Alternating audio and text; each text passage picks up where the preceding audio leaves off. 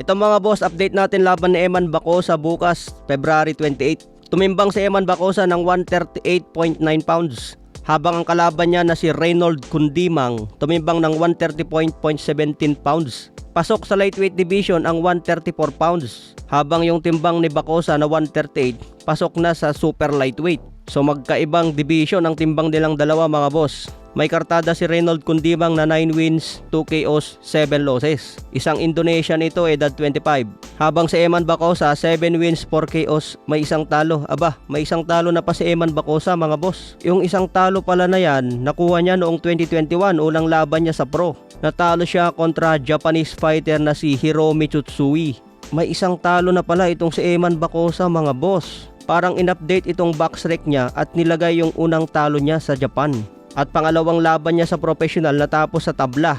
Yung pangatlong laban niya hanggang ngayon tuloy-tuloy na ang kanyang panalo. At bukas February 28, kalaban niya si Reynold Cundimang. Kaya abangan po natin ang laban ni Eman Bacosa. Sa iba pang balita, nagharap na rin si Emmanuel Navarrete at Eduardo Nunes. May kartada si Nunes na 29 wins, 27 KOs, may isang talo. Isang Mexican fighter at may edad na 28. Samantala si Emmanuel Navarrete may kartadang 39 wins, 32 KOs, may dalawang talo na. Unification ang laban ng dalawa bukas, February 28, gaganapin sa Amerika. March 1 na dito sa Pilipinas mga boss.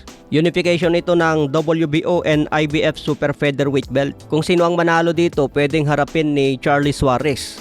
Matatandaan na binaliwala ni Emmanuel Navarrete ang rematch sana kay Charlie Suarez. Kahit ipinag-utos ng WBO na kailangan mangyari ang rematch dahil controversial ang unang laban nila. Natapos ito sa no contest na dapat panalo sana si Charlie Suarez. Pero dahil malakas ang kapit ni Emmanuel Navarrete, nabaliwala ang kanilang rematch. Kaya abangan natin kung sino ang manalo dito sa unification fight dahil nakaabang dyan si Charlie Suarez. Maganda rin tumaya dito mga boss dahil malakas din si Eduardo Nunes, knockout puncher din ito. 93% ang knockout ratio nito. 29 wins, 27 knockout. Kaya delikado din dyan si Emmanuel Navarrete. Sa iba pang balita, pambansang kamama ni Pacquiao, kakasuhan din pala si Norman Mangusin. Sabi ni Pacman mga boss, pinagkakalat daw ni Norman Mangusin na nakautang sa kanya si Manny Pacquiao.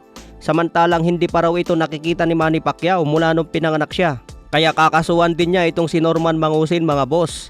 Matatandaan na hinamon niya dati si Manny Pacquiao ng suntukan at nilait din niya ang nanay ni Manny Pacquiao.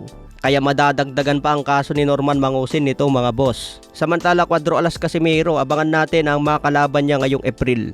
Tignan natin kung malaking pangalan ang mga kalaban niya at malapit na sa world title fight. Sana si Luis Neri na ang mga kalaban mga boss, kaya abangan ang announcement.